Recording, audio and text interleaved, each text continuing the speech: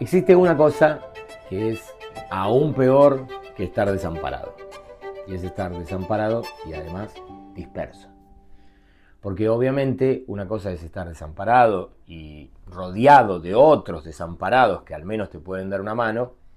Y una cosa muy distinta es estar desamparado, pero a kilómetros de distancia de cualquier ayuda posible. El problema que presenta Jesús es realmente complejo. Él ve una multitud, así como vos y yo podríamos verla. Pero el observador ingenuo podría ver un montón de gente toda junta, toda unida. Pero a decir verdad, Jesús tiene la capacidad de ver mucho más allá de lo que ofrece este espejismo de cercanía que se puede ver a simple vista. Es gente que físicamente está cerca una de la otra, pero a decir verdad, interiormente guardan una distancia abismal unos de otros. Cualquier similitud con una multitud actual no creo que sea casualidad. Tendemos a la distancia. El modo sobreviviente nos aleja. Extremamos cuidados sobre la información que damos. Somos vulnerables, pero hacemos todo lo posible para que no se note que somos vulnerables. Solemos comunicarnos desde el dolor, pero no hablamos de lo que nos duele.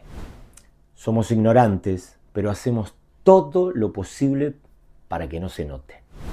Dolidos e ignorantes que nos ofendemos si alguien llega a llamarnos dolidos e ignorantes. Seguramente si alguien te llamara enfermo o ignorante, te sentirías muy ofendido. Bueno, normalmente tomamos como insulto algo que a decir verdad describe nuestra realidad. ¿Acaso lo sabes todo? Yo no. Creo que a esta altura podríamos reconocer que de alguna manera tenemos algún grado de ignorancia. ¿Acaso podrías decir de vos que sos una persona totalmente sana, totalmente saludable? Ok, yo tampoco.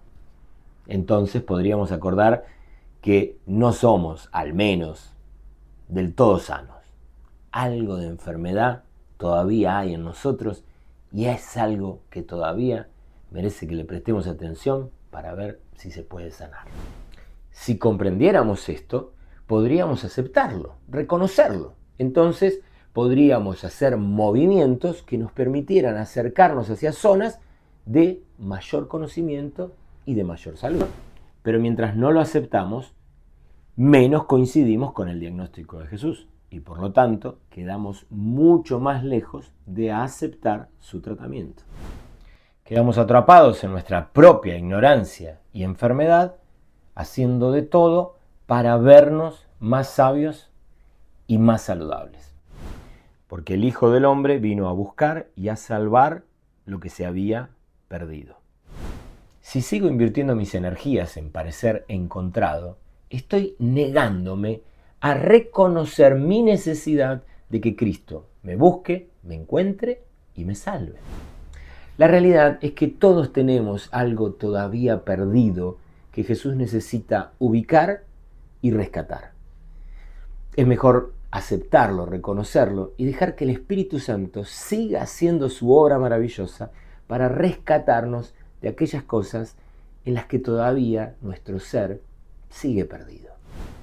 Cuanto más presumimos de nuestra capacidad de autoubicarnos, al fin y al cabo, más prescindimos del GPS de Cristo. Nos alejamos de la guía amorosa de Dios y así también nos alejamos más entre nosotros. Quedamos todavía más lejos de la posibilidad de intercambiar cualquier información que nos saque de la escasez propia del desamparo. Quedamos más lejos de la superación, tan lejos como lo indica la realidad misma de la dispersión. Creo que algo de esto Jesús pretendió enseñarnos con la parábola del fariseo y el publicano. A unos que a sí mismos se consideraban justos y menospreciaban a los demás, Jesús les dijo esta parábola. 2 hombres fueron al templo a orar. Uno de ellos era fariseo y el otro era cobrador de impuestos. Puesto de pie, el fariseo oraba consigo mismo de esta manera. Dios mío, te doy gracias porque no soy como los demás, que son ladrones, injustos y adúlteros. Ni siquiera soy como este cobrador de impuestos. Ayuno 2 veces a la semana y doy la 10ª parte de todo lo que gano. Pero el cobrador de impuestos, desde lejos, no se atrevía siquiera a levantar los ojos al cielo, sino que se golpeaba el pecho y decía: Dios mío, ten misericordia de mí, porque soy un pecador. Yo les digo que éste volvió a su casa justificado, y no el otro, porque cualquiera que se enaltece será humillado, y el que se humilla será enaltecido. Creo que el desamparo solo puede ser tratado por el pastor, maestro y médico divino. No hay otra alternativa. Las heridas propias del desamparo son muy difíciles de curar. Las ignorancias que son propias del desamparo, definitivamente es muy difícil que nosotros sepamos cómo contrarrestarlas. Pero sí creo algo. Creo que vos y yo, cada uno de nosotros, sí podemos hacer algo, especialmente desde nuestras comunidades de fe, para tratar con la soledad propia que proviene de la dispersión. Podemos reconocer nuestra propia experiencia de desamparo. Podemos reconocer nuestra profunda necesidad de Dios. Y así podemos compartirnos unos a otros las heridas de la vida, lo que nos ha pasado y cómo el Señor de toda compasión ha trabajado en nuestras vidas sanando y enseñando y sanando. No podemos hacer mucho contra las heridas y las ignorancias que el desamparo nos fue aportando. Pero sí, definitivamente, podemos hacer mucho en contra de la dispersión.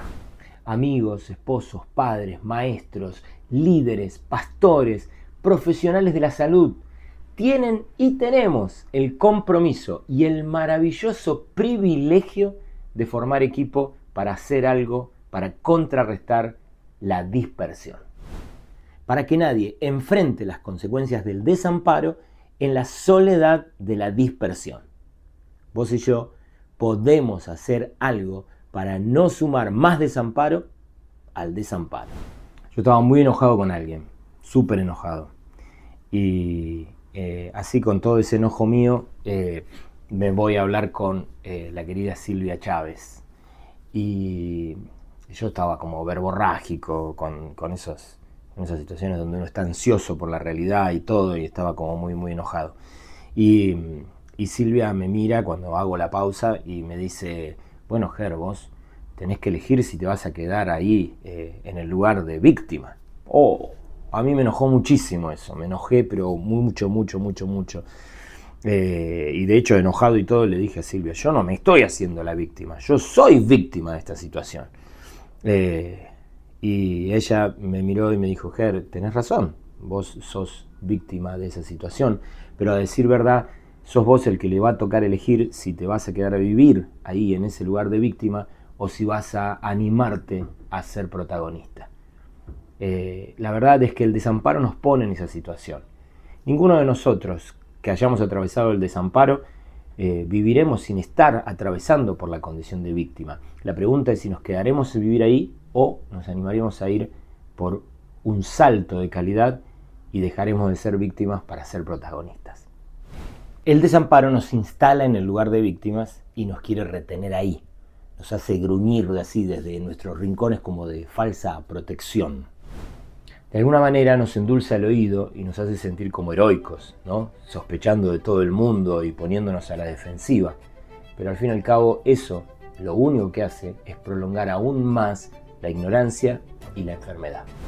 Cristo nos invita a salir del lugar de víctimas y sobrevivientes para saltar al lugar del protagonismo. Fíjate cómo él mismo lo dice inmediatamente después de presentarnos el problema de la pandemia del desamparo. Entonces dijo a sus discípulos: ciertamente es mucha la mies, pero son pocos los segadores. Por tanto, pidan al Señor de la mies que envíe segadores a cosechar la mies. De víctimas a protagonistas, de sobrevivientes a aventureros, de desamparados a flamantes amparados que se asocian a la compasión de Dios. Cristo no solo quiere librarte del desamparo, además quiere que te asocies a Él para contrarrestar la dispersión.